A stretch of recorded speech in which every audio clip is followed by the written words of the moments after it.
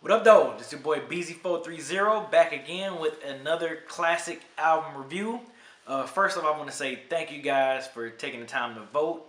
Got a lot of responses. Voted from the website, voted from on Twitter, and of course, as you know, what I'm reviewing, I am reviewing the legendary duo Eric B and Rakim, Paid in Full. So that's the classic album review for this month. So let's get started.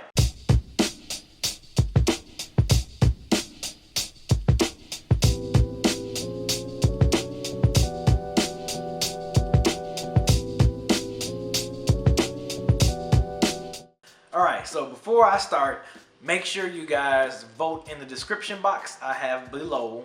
I have the link for the month of March classic album review, so make sure you click on that. Go ahead and vote on your album that you would like for me to review for next month. And yeah, let's get started with this Eric B and Rakim, man. So Eric B and Rakim, legendary duo from from New York City, of course. Paid in Full, classic, dropped and came out in '87, which actually the first single for Eric B as a President came out in '86, which kind of set the stage for that album. And you have to think back in the time. This was back when hip hop was all about crazy funky beats, and MCs coming up in the early '80s into the mid '80s. There was lyrically, they wasn't as technically advanced as this MC I'm getting ready to talk about right now, and Rakim. With coming out with Paid in Full. I mean, when this album, man, I can see why this was a classic, because my introduction to hip hop was really EPMD and they debut album and Strictly Business. That was like my first time engaging in a hip hop album, was when that album came out. So I was like maybe about 2 years late to Paid in Full by the time it came out. But from my experience, of course, I had the boombox with the damn tape deck, with the dual tape decks and shit, man, and had that one on cassette tape. And sometimes I wish I still had like some of my old original tapes that I've purchased. But after a while, me being young and stupid, and once CDs came out, I started buying CDs, threw away all my tapes, or gave my tapes away or whatever. Didn't care no more, because CDs was like the new thing. But yes, man, Paid in Full, really, that was really like one of those genre changing albums, because that set the stage for, okay, not only you can just have a good beat and some funky 808s and cool, an MC saying very simplistic rhymes. You had someone that made you listen, that made you pay attention into detail in Rakim. You gotta think, this was back in '87, so hearing someone like a Rakim, ripping the mic, of course, then you had MCs like Big Daddy Kane and Coogee Rap. KRS-One, who was already kind of making noise with Boogie Down Productions, him and Scott LaRock.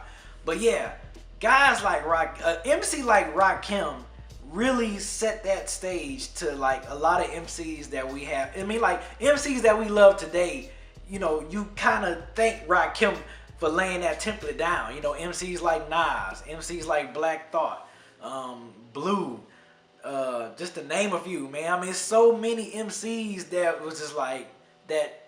I'm not saying like copy Rakim, but just came from that tree that it was okay to be lyrical. You know what I'm saying? So yeah, man, I ain't no joke. You hear that kick, clap, kick, kick, kick, clap. I ain't no done. I mean, that also production wise, Eric B, that also was like it set the stage for like I ain't gonna say set the stage, but it just really made you pay attention more production wise too. Sample based production was so ill, because a lot of James Brown samples was all up in there. A lot of break beats that were sampled on that record is some of the break beats I was able to hear in some of the 1990 albums that were reused again, and some people kind of still use them today, man. Some of those break beats and sample based type stuff, man, which is so fucking dope. But yes, man, like Rakim, standout tracks on this was of course I Ain't No Joke, Eric B as a President, which I remember hearing that song. I was in freaking 3rd grade, dude, when I was just like, what the fuck is this? Because before then, as a growing up in a black family household, all I listened to before hip hop was Stevie Wonder, Earth, Wind and Fire, Marvin Gaye, Prince, Michael Jackson, stuff like that. So actually R&B and soul was like my first genre of music that I really like started getting into. I liked. And then hip hop was a little bit later in my childhood, but yes, man, like I remember hearing Eric B for President, dope as shit. And I love the fact that Eric B kind of had his two cuts to shine on Eric B on the cut with a lot of DJing, which I think that was another thing that I like about albums back in the day. They kind of showcased the aspects of hip hop culture. You had MC, DJing, breakdancing. I really wish that hip hop today would kind of embrace the DJ role, because DJs, especially back then, were so important. To whether if you was in a group, anything, just the culture in general. I hate they kind of strayed away from like the DJ element of hip hop, and DJ element is so important. The thing about Rakim was so new and fresh was like his lyrical game was so methodical. You know what I'm saying? Like that's another thing that was like so crazy. Like stuff that we see now that was like, oh okay, yeah, that's cool. We seen that, done that before. He really laid that shit out, man, with this album, which is so crazy. And of course, y'all know. This is another reason why I love short albums, because back then a lot of albums were only like anywhere between 9 to like 11 tracks. This was 10 tracks, really 9, because you got the extended beat, which is the extended beat of Move the Crowd, which is another one of my standout tracks. My Melody is another one of my standout tracks. Of course, the title track Paid in Full, with that classic break beat, that people still use to this day. Just a lot of that. This album was really, when people say genre changing albums, this album was really genre changing, man, because like I said, Rakim set that stage for you to be like, look, to be on this mic, I gotta really step my shit up lyrically, and I want people to get what I'm saying, because he was like a street poet. The way the rhyme schemes he set up was so amazing to me, and that's why he was like always like one of my favorite MCs growing up, because I was like him, Ice Cube, like his storytelling and everything was so fucking ill, man, and just his voice, his voice commanded so much back then too, man. It was so crazy. And I just like the fact that with that album, it showed the world that, guess what, you got to have more than just beats and lyrics to kill this. You gotta have more than just a good beat and a hype MC. You gotta have somebody that's speaking some real and pretty much talk. For me, Rakim was like the first MC to like really, where I was like, damn, he really speaking on, like, growing up a city kid, it was like, damn, he really speaking on some city kid shit and everything. Now, granted, I was a little young to really grasp or really appreciate what he was talking about, not until until I got a little older, to where I was like, man, Rakim was really that dude, man. And like MCs like that, when I got introduced into the game, is why I think I've held MCs to such a high standard. I know folks in the Dead Hip Hop, crowd, the audience, the fan base, which I know some of y'all is from the Dead Hip Hop fan base as well. But yeah, that's why sometimes I'm so critical on MCs, man. Not just because of Rakim, but I think he just really set that tone to like, look, you have to be out there, for the most part, talking about something, man, or like, give me something that's gonna make me think. That's right. And he was just such a street poet, such a cool cat at the same time, man. Just like spitting street knowledge on you, man. Know the ledge, I mean, this album set the stage for them dropping, 3 more. Maybe I ain't gonna say classic. You can say, like, you got Follow the Leader, which is, I love. That's a classic. Don't Sweat the Technique. Let the Rhythm Hit them. You know what I'm saying? Like they set the stage, man. As far as like a dude continually dropping classic album. They had a good 5-year, 4-album stretch, man, and Paid in Full definitely laid this foundation for that. Not only just for that, but for hip hop in general, man. So if you haven't listened to Paid in Full, please check it out. Listen to it. Yeah, like I said, I got standout tracks on here, man. Like crazy. My favorite tracks, you got, like I said, I Ain't No Joke, Eric B for President, Paid in Full, My Melody, I Know I Got Soul. Like, man, like this.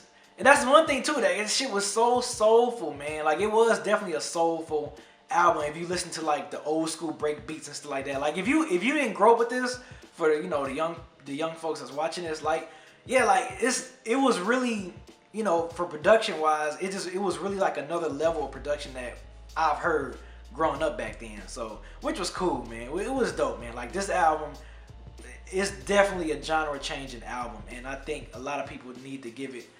Well, I ain't gonna say a lot of people. I think people do give it props. People that's like my age or older, they definitely know the foundation and how important Paid in Full, the album Paid in Full is. You know, I'm pretty sure you can ask Nas the same question, how important Paid in Full is, or any of his peers. You know, Coogee Rap and you know, everyone, they know how important Paid in Full was, and still how important it is into the hip hop culture, man. So, yes, I just want to say, Rakim, thank you so much. Eric B, thank you so much, man. I think a lot of people don't give Eric B credit. Like, Eric B handled a lot of the production, you know, in as a duo, because they were a duo. You know what I'm saying? Like, Eric B on the production, Rakim was on the mic. So, you know, I think you have to mention Eric B a lot more when you think about, like, you know, producers back in the 80s and the early 90s, man. Like him, Marty Marv, like, they really set that stage, sample-based producing, that you got like cats like DJ Premier, Pete Rock, going into Jay Dilla, to Kanye West, Ninth Wonder. Like, I mean, I can't say this so many times, but they set that stage, they set that blueprint, man, for some of the hip hop that I love today, man. So I just want to thank them enough. Thank you guys for watching. Like I said again, make sure you guys vote on next month's classic album review. I just want to talk. You know, I'm glad you guys picked that. Me personally, I would have liked to talk about Coogee Rap, Road to Riches.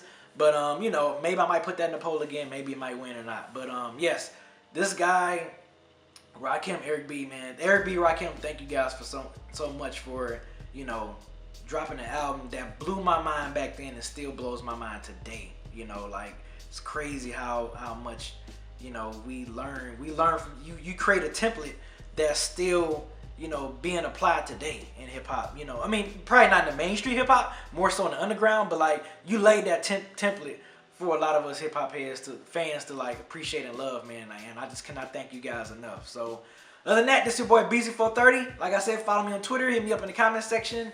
Hope you guys enjoyed this video. I hope I didn't talk y'all head off too much, but you know, just wanted to, you know, I love talking about classic hip hop, man, because like, it's, for one, I don't have to listen to it, so it's easy for me to go and review it, because it's albums that I listen to a million times. So that's why I kind of wanted to start doing classic hip hop album reviews, because it's just something I love, man. I love nostalgic hip hop that I grew up with and that I can appreciate today. So yeah, man, this is your boy Beezy430. Y'all check me out, hit me up in Twitter, let me know what y'all think and all that other great stuff. Check y'all out next time. Peace.